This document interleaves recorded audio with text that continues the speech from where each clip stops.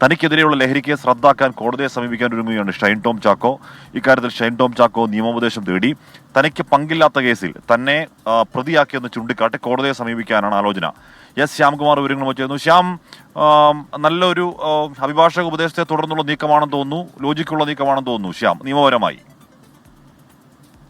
ഹാഷ്മി, തീർച്ചയായും ഒരു അഭിഭാഷകന്റെ ഉപദേശത്തിൽ തന്നെയാണ് ഈ ഒരു നീക്കത്തിലേക്ക് ഷൈൻ ടോം ചാക്കോയും സംഘവും എത്തുന്നത്. പക്ഷേ ഇന്നലെയും ഇതുപോലെ അഭിഭാഷകർ ഉപദേശിച്ചു വിട്ടതനുസരിച്ച് വന്ന ചോദ്യം ചെയ്യലിലാണ് ഒടുവിൽ എല്ലാ കള്ളത്തരങ്ങളും പൊളിഞ്ഞ് പോലീസ് നിരത്തിയ തെളിവുകൾക്ക് മുന്നിൽ മിണ്ടാട്ടമില്ലാതെ ഷൈൻ ഇരിക്കുകയും കേസിൽ അറസ്റ്റ് ചെയ്യപ്പെടുകയും ചെയ്തത്. അതേ സാഹചര്യം തന്നെ ഈ നിയമോപദേശത്തിന് പിന്നിൽ ഉണ്ടാകുമോ എന്ന് കാത്തിരുന്ന് കാണണം. കാരണം ഗൂഢാലോചനയും മയക്കുമരുന്ന് അവിടെ എത്തിയതിന്റെ തെളിവുകളും സഹിതമാണ് പോലീസ് ഷൈൻ ടോം ചാക്കോയുടെ സാമ്പത്തിക ഇടപാടുകൾ സഹിതം ചൂണ്ടിക്കാട്ടിയാണ് ഈ കേസിൽ അറസ്റ്റ് ചെയ്തിരിക്കുന്നത്.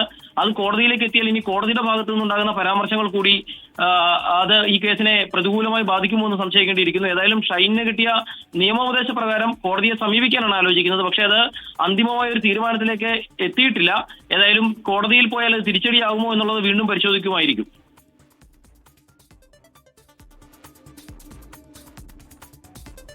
തനിക്കെതിരെയുള്ള ലഹരി കേസ് റദ്ദാക്കാനാണ് ഷൈൻ ടോം ചാക്കോ ഹൈക്കോടതിയെ സമീപിക്കാനുള്ള ആലോചന.